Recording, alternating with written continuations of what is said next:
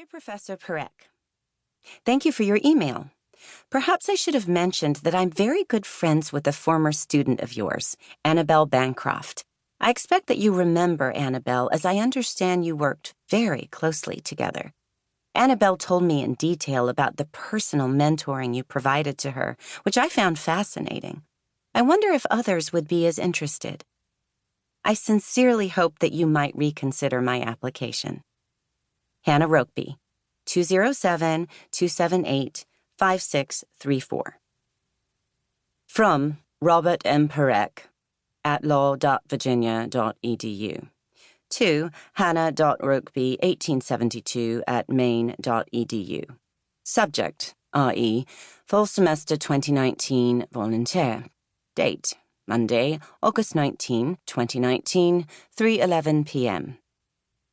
Hannah, come and see me when you get here next week. We may be able to find a place for you.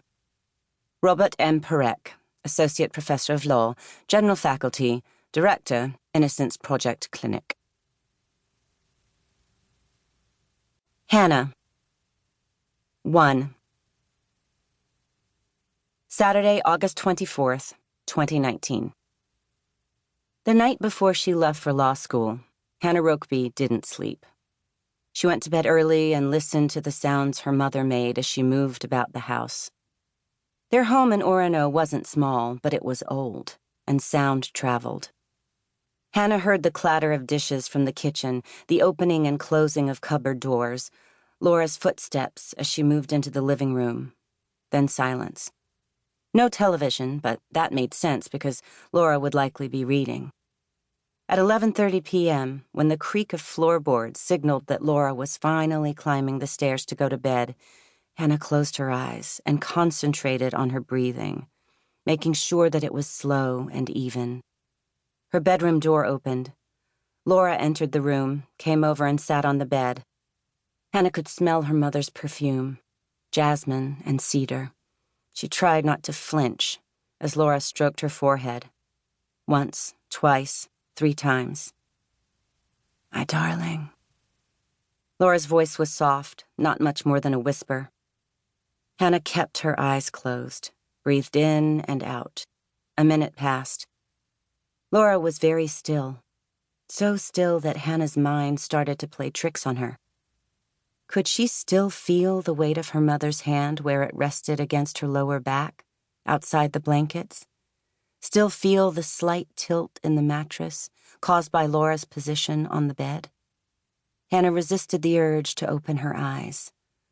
Laura liked to talk, and Hannah couldn't bear that. Not tonight.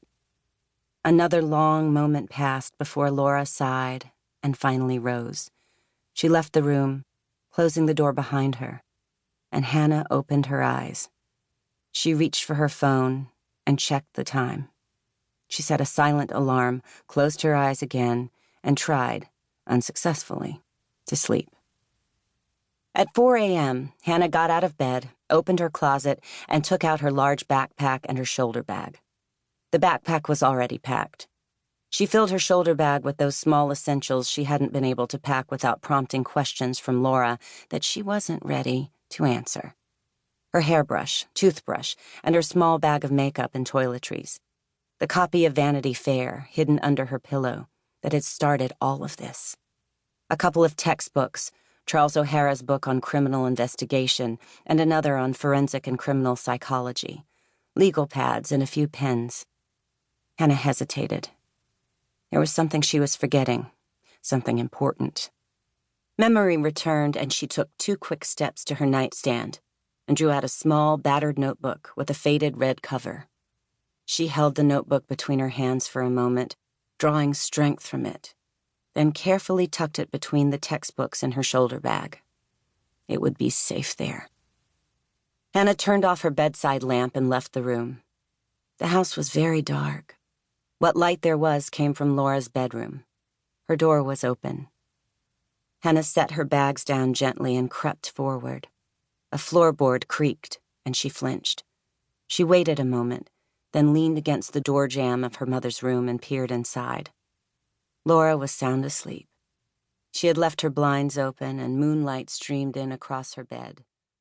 She looked